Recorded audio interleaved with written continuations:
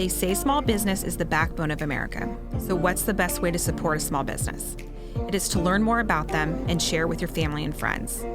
We interview founders from across the world who have started and scaled their business through the ups and downs, long hours, and the rewards that come from sacrificing their time to build their business. Welcome to First to Arrive, Last to Leave, the journey of an entrepreneur.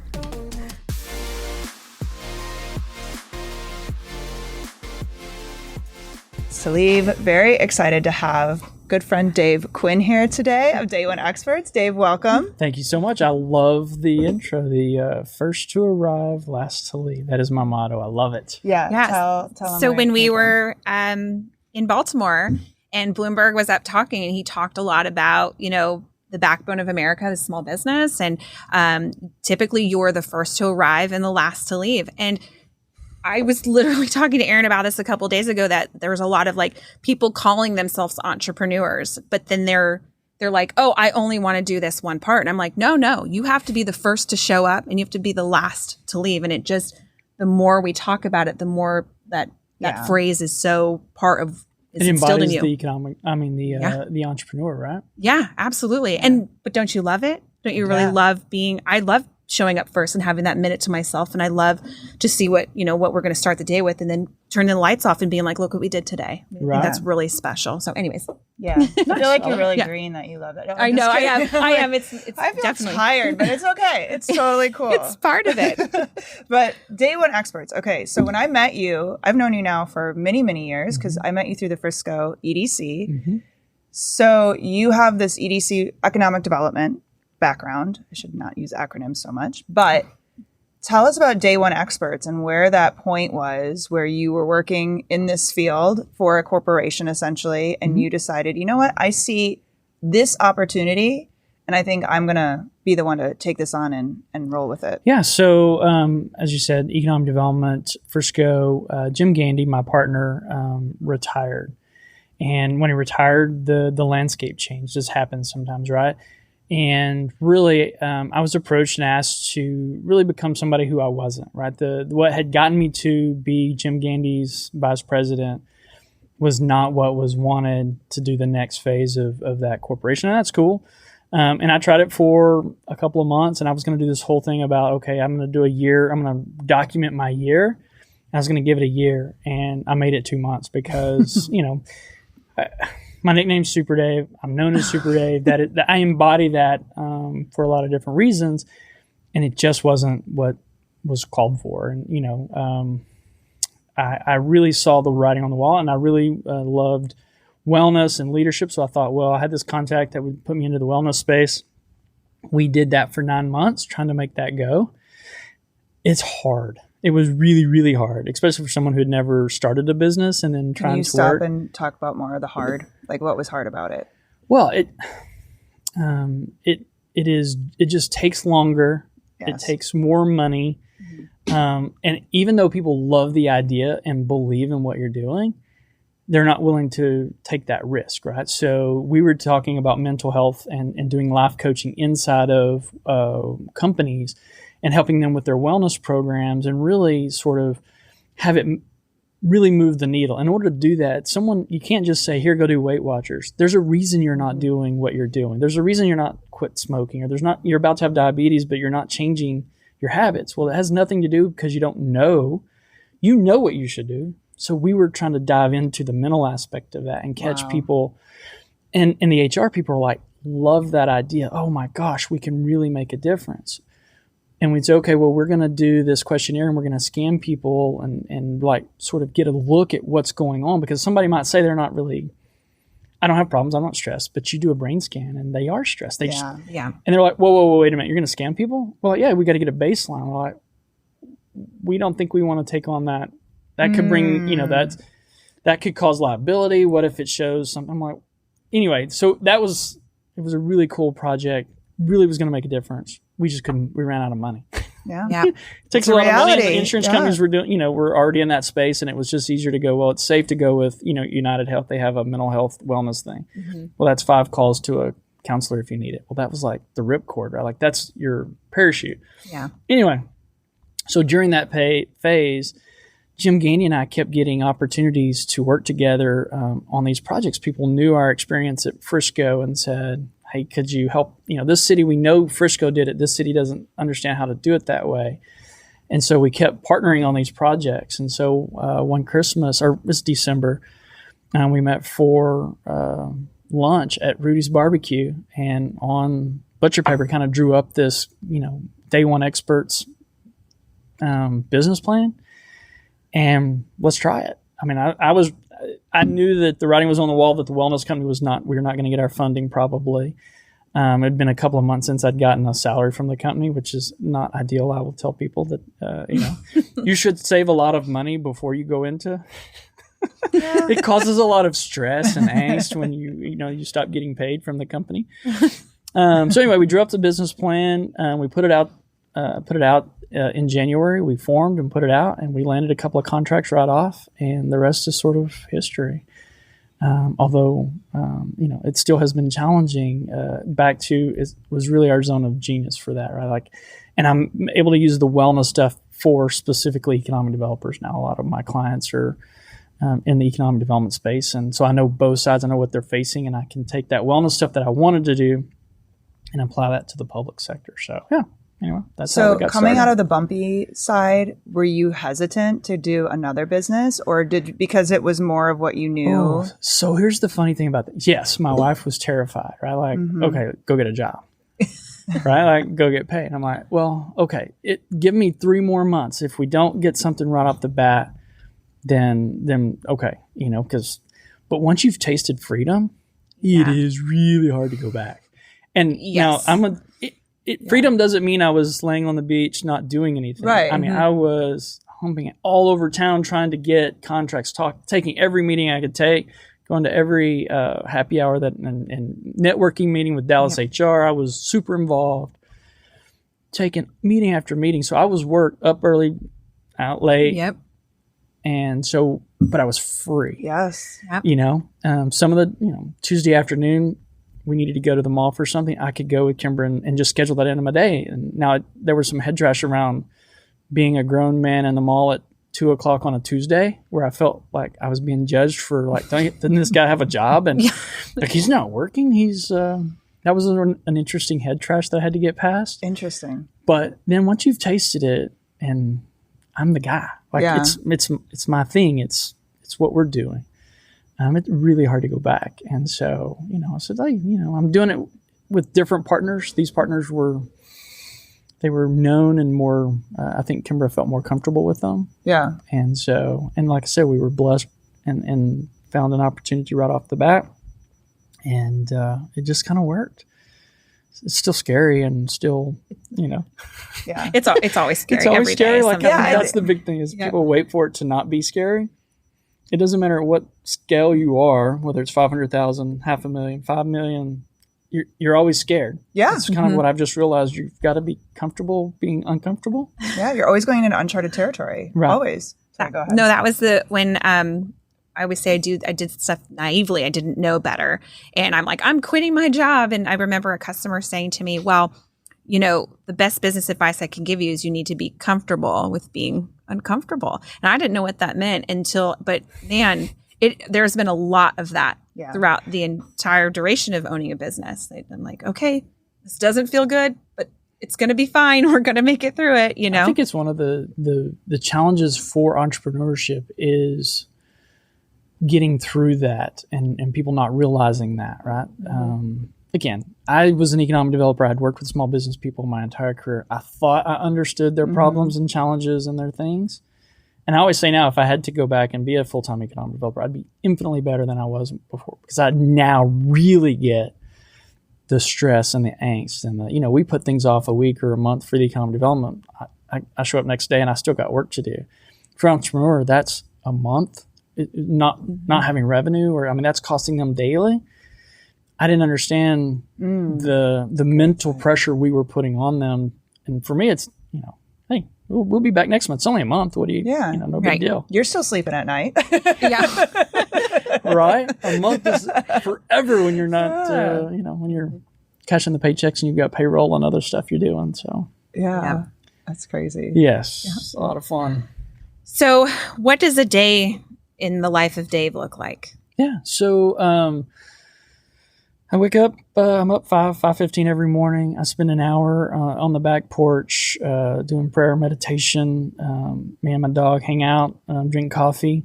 At 6, we go for our morning walk, and I'm listening to a book or listening to a podcast or some YouTube video. 45 minutes to an hour later, I come back, wake my kids up, take a shower, cook breakfast, take them to school. We have a cool thing we do on Instagram Live. We do the morning ride with the Quinns. And so it's just that conversation between the house and the school. And so we've been doing that now for 2 or 3 years. And some days it's great. Some days it's pretty boring, actually. But it's kind of just that real conversation. Some days it's really interesting.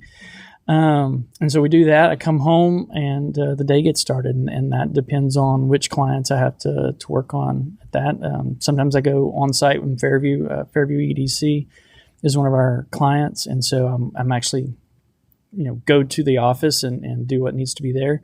Other days I'm out and about. So we have the Texas Economic Development Connection, which is a platform we designed coming out of COVID to help small business owners out of state find their way into Texas. It's really overwhelming if you're not, if you want to move into Texas, and there's just a lot of options. And so we're connecting those options for small business with economic developers that can help them boots on the ground. We've just streamlined that process.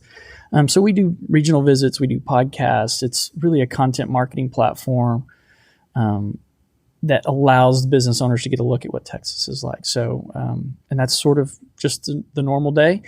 5:36, I'm back at the house and dinner and, one TV show with the kids, one with my wife, and then it's, bedtime because you've been up since 5. And I try to make it at least through one of the shows without falling asleep. Yeah.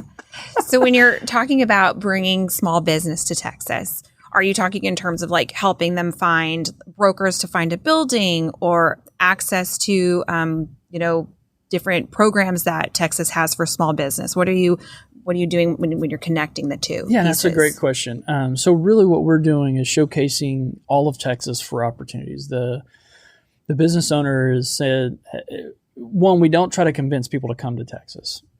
I don't have the resources to do that, right? Yeah, no. So what we're doing is out finding business owners that are researching, how do I move my business to Texas, or how do I expand to Texas? And there are 100 cities in Dallas alone. And so those are 100 different websites. There's 100 different options for you. And, and I know because we've been here that Frisco is different than McKinney, than is different than Burleson or Midlothian. But from California, it's just Dallas. So you don't know all the different options. And those options to the business owner, Frisco may love what you do and be willing to give you an incentive of $10,000 an employee, where McKinney is like, we could care less about your business. We will give you $500. So just in two towns that are right next to each other, you could have a swing of, $50,000, $60,000, $70,000. So what we're doing is helping the small business owner connect to the economic developer. The economic developer then, when they find the town that's a good fit, because each town has a personality, once that business says, ooh, this town really fits me, the economic developer is a free resource for them to then connect and find the site or the office or the building. Now, if they want, they can go. We can connect them with developers. Brokers, and then we can go that route. But generally, what we're targeting is the small business owner that has 10 to say 100 employees. Generally, their incentives are going to be a lot less, and so site consultants and brokers don't spend a lot of time on it because they're small deals. And so now you've got it's not the big JLL broker that's chasing you. It might be Bob's independent broker. And so we're connecting, again, to resources that help the smaller size business. We already have resources, the Dallas Regional Chamber and all the regional chambers, the state, they focus on the large Teslas and Samsungs and all of that. What we're doing is for the small business person. We're kind of carving out our niche, and it's a free resource. So they call us, and we also then give them help on incentive coaching. So we don't care where you go in Texas. I have partners. We have over 44 partners across Texas. What we say is, this is how you package your value. Here's what they're going to be judging you on. And then they can contact us when they have different offers, and we will help them look at that and evaluate those. But again, it may be that this has a higher incentive, but you got to look at these things. We help them see all of that. But at the end of the day, it's up to them to make the choice. I don't care because you're coming to Texas. My whole job mission is to make sure we make that as extremely efficient as possible and put you into contact with economic developers. I'm not doing the economic development. I'm connecting to the economic developers who I love to work with. And we have a really hard job and it's very stressful. And I'm connecting the dots is all I'm doing though. So, well, I want to have him go deeper into this because I learned so much about this. I've been helping him with his podcast. And so now I'm the expert. So just say, That's awesome. I can work for you if you need me to. Okay. But what I love is it's these, I don't want to call them small towns because I feel like it's not fair to them. But when we think of, EDC, it's we'll come to, even Frisco's technically a smaller town compared to Dallas, right? But you got you got these huge things moving here. But it's like we were talking about St. Angelo before you came, or I'm drawing a blank on which some isn't of these. all that small, by the way, but everybody thinks it is. Right. In comparison, it is. That's true.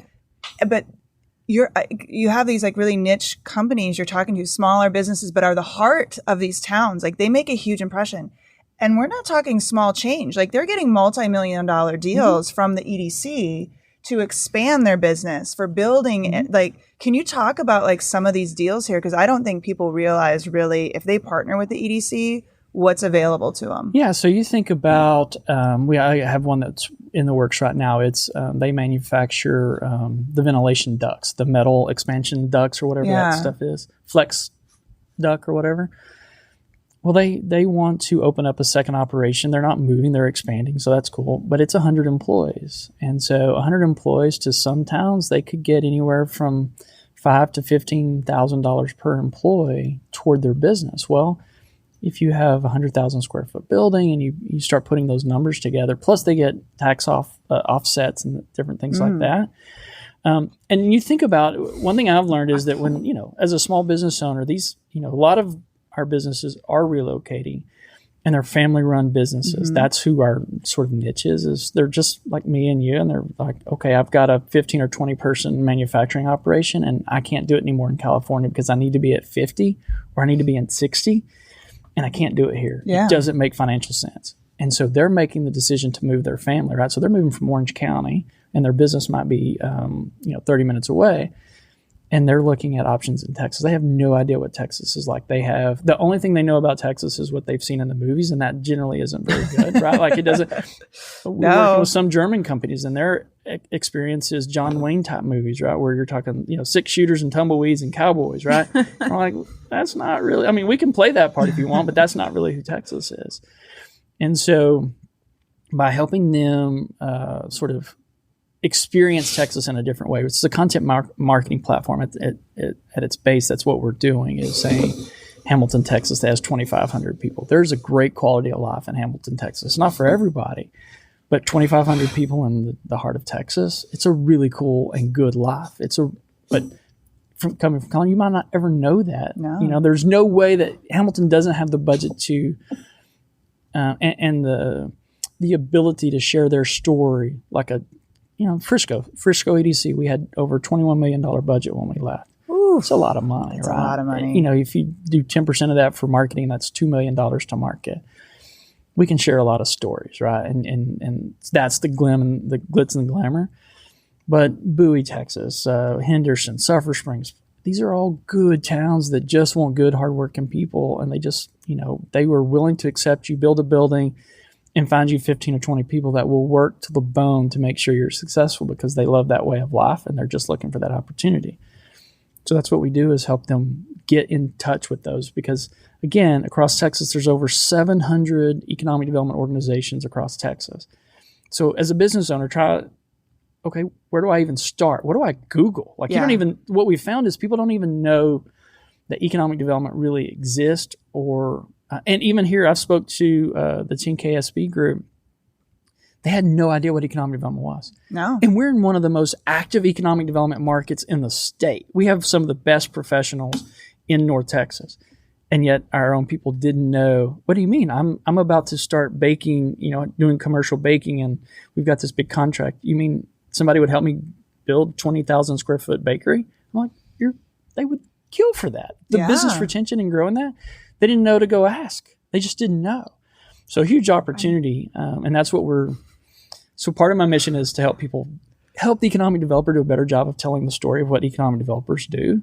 We're terrible at it, which is, it's so funny that we're supposed to be good at marketing and we're not sharing our own story. We're just busy doing the day-to-day work, and we forget to tell people, oh, by the way, this is a really cool thing and it's free for you. Yeah. So your wheels are turning over there. I'm just having this whole moment over here. If I look like I'm like I'm so surprised and in awe because we moved from California. We moved from San Diego. You called out, you bullet pointed everything that was our transition to Texas. I wanted to be here for multitude of reasons. One being that we needed more space. We're a manufacturer. We have an average of 10 employees. We could have helped you with that. I know. Yeah. So we just recently moved from Addison to Richardson. How would someone who has now an existing business in the state leverage opportunity with? Yeah, so we tend to, from the Texas Economic Development Connection, we focus on out-of-state business owners, right? We don't want to be in the business of moving one person from Plano because it doesn't increase the value of Texas. Right. Now, it's day one, another side of the business. We absolutely would be able to help you with that right? And help you put that together. That's what we do. But basically, you look at the ways the city values a business. So in Texas, it's property taxes. It's all your equipment, that sort of thing. So that's one avenue of revenue for them. The other is sales tax. Do you sell a product that generates sales tax? Do you sell a product that imports dollars? Does your product get sold locally, or does it get sold outside of the economy, the local economy? If it's outside the local economy, that's new dollars coming in paid by someone other than yourself that pays employees that then will spend it inside that local economy, right? So that's sort of the model. Cool. And by knowing that, you can go to the EDC and talk about, okay, I can go to this next level, but here's my gap. Gosh, we can't pull the trigger on this new piece of equipment because it costs this much money. Well, then the city or the economic developer has the opportunity to look at that and say, how do I backfill that gap? Maybe what we do is offset your taxes for the next 5 years by 50% in order to recoup the dollars that it took for you to do that capital outlay. Wow. Or that new piece of equipment is going to add 3 jobs, so we're going to give you, so much money for each job you create for the next 3 years. We'll give you X number of dollars, and it all goes toward this capital expansion. And so, really, it's just going to sit down with the economic developer. Almost every community has an economic developer. It's worth going in and just saying, hi, my name is, and I run a business in your community, and then just talking to them. You may not know, they won't know what you do. They're trying to figure out how to help you, and you don't know what you need help with. So you go in and you just explain your situation, and they might be able to help, they might not. Obviously, economic developers are of varying. Some are better than others. Some are more aggressive than others. Some cities, it's not the economic developer, it's just the city that says, no, we're going to focus on this, not that. But most of them have a business retention program that you'd be able to talk to that. And then, they can do resources like find your buildings and those sort of things that they keep or should keep available inventory. What buildings are for sale? And so you can do a little bit of research before you get a broker. I always recommend a broker because I have a lot of friends that are brokers and they serve a purpose. But when you're just starting out and you want to just sort of do some digging and getting some numbers, it might be worth, going to the EDC and just seeing what's out there. Mm-hmm. And you might be able to find something that you didn't know existed and, they were able to keep because they want to keep you. They don't want you going across the street to somebody else or, they want you to move to Garland for that. Then once you have the offer, if you want, you can go shop that, right? Like, well, and see what other EDCs are willing to do. We don't like robbing Peter to pay Paul sort of thing, but, they got to step that's how up you their can game. do that, right? It's really, really interesting. Cool? I think it's and amazing. I would love to talk to you, if you have other people in California, this is a bootstrapping, it's just a relationship. We want to talk to them and let them know. We do a whole seminar where I go out in person and say what you need to know before you go. And it's really not a sales pitch on Texas. It is, you're going to have to move equipment. What's that going to cost? Like, is it, it's doubled or tripled now, right? Coming from California to Texas. Once you get it here, now you got to have somebody unload it, right? Like, are you going to unload it? And so there's all these things you don't think about. Well, insurance, health insurance. So We get calls all the time about, well, we have some employees in California, we have some in Texas, but the California insurance isn't really working well in Texas, so what do we need to do? And you hadn't really thought about that. Mm-hmm. So they call us sort of in a panic going, this isn't working, so now we connect them with local insurance brokers that can help them, better understand their options here in Texas. How do you even set up your business? What should you do, an LLC? Should you do an S Corp? Well, I don't know that, but I know the guy that you need to talk to know that, right? Yep. Yeah. Some of the contacts we get it's the business is like the last 4 or 5 things we talk about. The first thing we talk about is good schools, yep. Mm-hmm. right? And affordable housing, whatever that looks like at whatever range. It's not necessarily. Sometimes people think that means cheap housing. It's not. It's here's what we want to spend. Where should we be? And it's a lifestyle.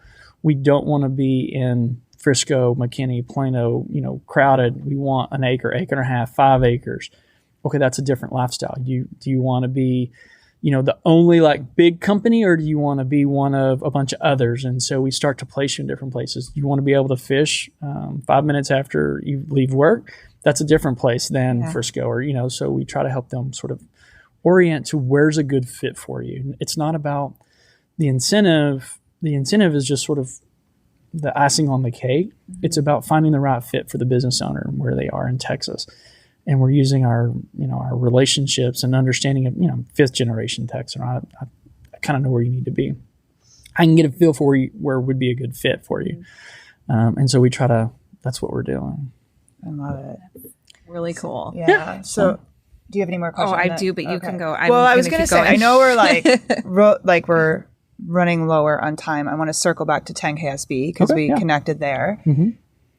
Can you talk about your change of a business as a business owner from going into that program versus coming out of that program? Sure. And, being this is your, I don't want to call it first foray because you had it, the one before, but not saying the first one. how did it change you? Like really, how did it help you with your business, and what's changed from pre to post 10K? So first and foremost, I didn't feel like I had belonged. I didn't feel like I deserved it, right? Like I thought they made a mistake. They must have been like short on number of applicants. Honestly, I felt that way. I got into the room and I was, terrified of I'm not a real business. It's like I didn't feel like a real business. I just felt like I was doing economic development, and I had, I'm running my business out of my bank account, like probably most every startup business owner does. Mm-hmm. Just all these things that were like head trash around what I'm not. And then, I was looking and I saw you, and I'm like, she's like an author and she's run these things. She's like, so what is she doing in I thought here? you were going to say, I'm better than her. No, it's like you made it even worse because I'm like, oh my gosh, now I'm like, I don't know. And then you start to hear other people's story and they have the same exact, all going through it. It's all a little different, but it's all the same. I don't know what I'm doing. This is crazy. I don't know.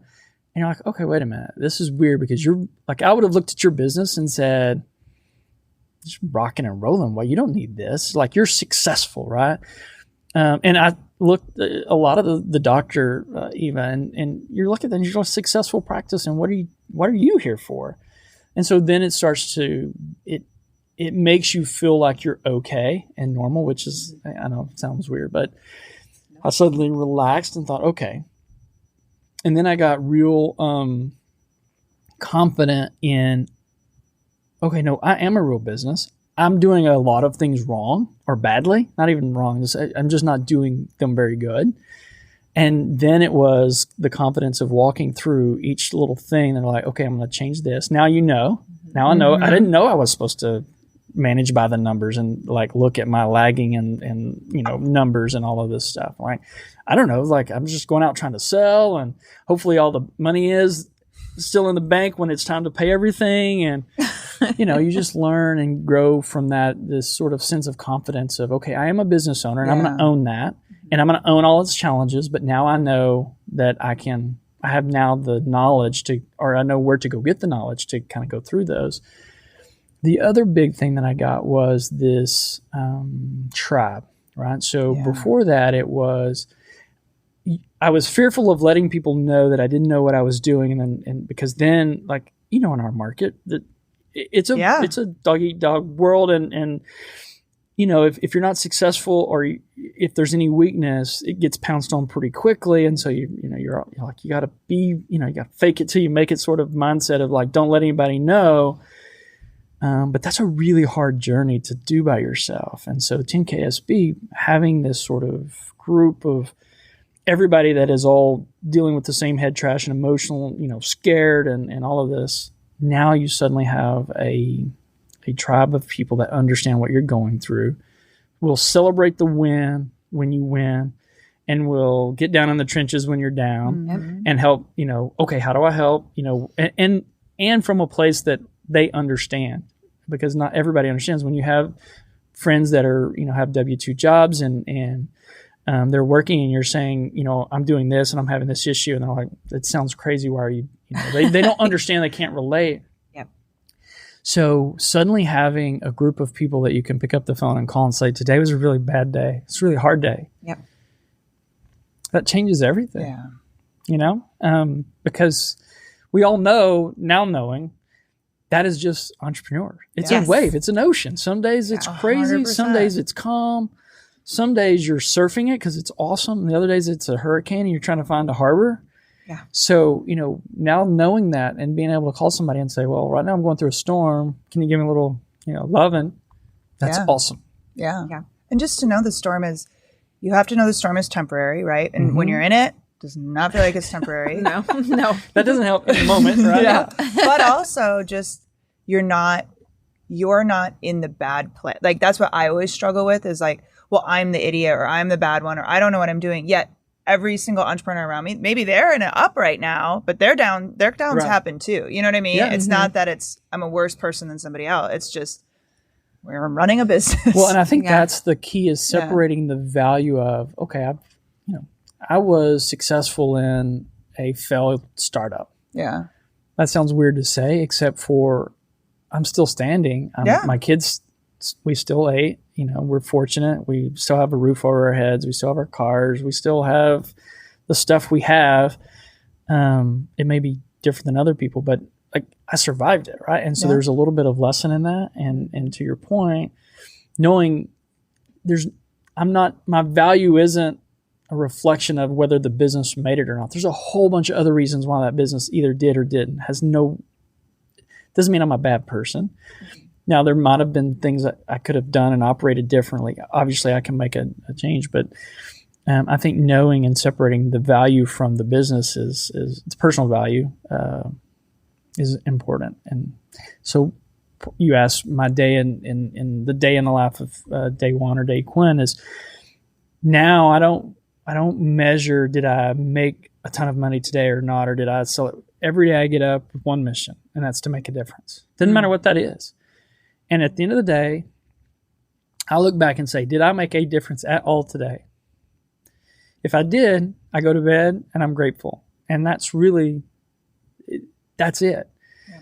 Obviously, I think from that will flow the profits and opportunity and everything else. But if every day we get up with the mission to and keep it very simple, that helps with that mindset of, your value based on how well your business did today or not.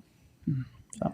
I love that. I know. And it makes me slightly emotional because I've had my W-2 friends, some in the past say, if like, I'm like, oh, this is terrible. Like, I just want to quit. And they're like, well, you could, just go get a job. But you're right. Once you taste that time freedom, you're like, absolutely not. I'm not going to be restricted to it. But then you are but you're enjoying it. You're enjoying what you're doing in your own business. Yeah. And so like, I feel that. And even just you're talking about failure, when I interview people, I ask them what's like a big failure. And the reason is because through a failure, there are lessons. Mm-hmm. And that's how we get better. And like, if you don't fail, like, how are you going to know how to do it the next time or do it better? So. Yeah. Well, I have a pullover in my closet that has Being Well 365 on it. And, some people have asked why, it makes my wife really mad. She gets really mad about that time. But for me, it's a reminder of, you're still standing. One, it was a really good idea. And the difference we would have made mattered. But it is a reminder that, I'm good. It's a lesson. It's like it's the scar or the wrinkle, or I've earned that. Yes. Yeah. So there you go. And Yeah. Okay. I could go down this route. I could go. I mean, I Same. could tell you a story. I mean, I almost committed I feel very suicide emotional. I over don't my even business. like. So no. I mean, I was there and it was horrible. So it was definitely, but I want you to talk about your event coming up and then we'll do rapid fire. Okay. Yes. I'm really excited about this. It's called the We Inspire Texas and Women Entrepreneurs in Fairview, Texas, in conjunction with the Allen Fairview Chamber of Commerce, the Fairview Economic Development Corporation, and Day One has created this We Inspire Texas. And it's designed to inspire women to launch, grow, and succeed at their business. I'm youngest of 4 older sisters, my daughter and my wife. I see how women routinely undervalue their ability and their gifts. And so, and going into what everybody is like freaking out about, the recession, and we can talk whether it is or whatever, but one of the best opportunities or times for entrepreneurism is when that happens, right? Because it looks like there's going to be more of a white collar type recession where there's going to be people who have the ability to go start a business and are educated and stuff. What is lacking is the inspiration to do it, right? Like the belief. So I started a wellness company having never been in the wellness industry. I didn't even think about it, Now my wife would want to have years of master's degree and all these other reasons and 2 years worth of savings before she launched. It's just we're built different. Yes. And so this whole event, we have 3 incredible keynotes, Marsha Clark, Carrie Ann Wood, and Rachel Malo, who are going to be there. And then we have a power panel, Aaron, that you will be moderating. Super excited about that. It includes a young teenager who started her business in the 8th grade, and she's a junior now, which is really excited about that. So age doesn't matter. Your race doesn't matter. Where you are doesn't matter. We have Ashley with Pretty Penny talking about, knowing your numbers, right? That's obviously a very important key. And so we want that. And then we have Tammy Gilmore, who is a registered counselor, who will be talking about self-care, because one of the hardest parts of entrepreneurship we talked about is just having the right mental space. And again, for men, it was hard for me, but I think women have it even harder, because I can see my wife struggle with being a good mom, being a good wife, being a good, employee. And of course, I think she's a rock star. Everybody thinks she's a rock star except her. It's so frustrating. So we have Tammy come to talk about how do you maintain your and take care of yourself and have this mental health around during this phase. We'll have vendors that service help small businesses. We have the Texas Women's University has signed on in their Entrepreneur Center. They're coming over. It's just going to be a fun day of inspiration. We have Wendy McGowan Ellis, who is going to be our MC, and it's just going to be a fun day. And the hope is that we help women, again, have the knowledge, but also the inspiration that they can do it. And obviously for Fairview, what we hope is that they decide to do that. They're able to grow and they need a little office space. Well, we have a Venture X inside of Fairview, and we want to be that place, that safe harbor where people can come and create an environment and foster that. Obviously, Fairview has a lot smaller budgets than the towns around us, so we're not focused on the large corporate relocations. We're focused on the seeds of entrepreneurism and how do we grow it. And we think because of that, they'll be loyal and stay, and we'll have more space as it comes on. They'll be able to grow with us. So super excited. Amazing. That's November 16th, by the way. You can go to weinspiretx.com, find all the information, or you can reach out to the Fairview Economic Development Corporation or the Allen Fairview Chamber, and we'll take care of you. Okay. We'll have it on our notes page too. Awesome. All right. So rapid exciting. fire. We got a few more minutes. All right. Do rapid fire. Okay. So, favorite beverage? Oh, Topo Chico. Yeah. Yeah, that's a Texas thing because I didn't know that existed until we moved here. Best advice you've been given as a business owner? Oh, man, best advice. Golly.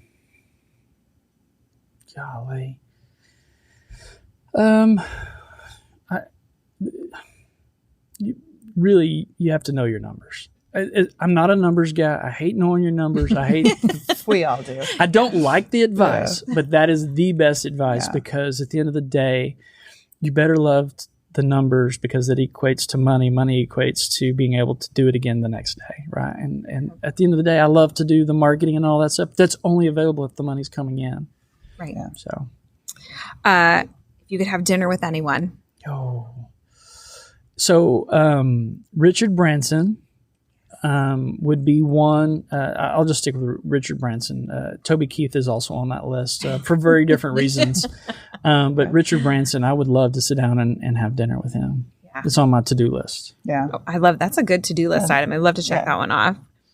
What are you reading? So I just finished up John Acuff's Soundtracks, and he's a great writer. If you don't know who he is, check him out.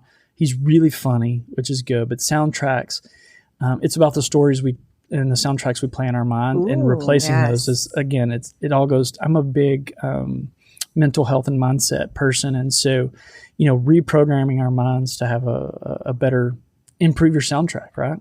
Yeah, that's very good. It's a really good. Yeah. And then a top bucket list item. So I already mentioned Richard Branson. I have two more that are like, my big dreams. One is to sit down with Toby Keith and just, kind of chat with him.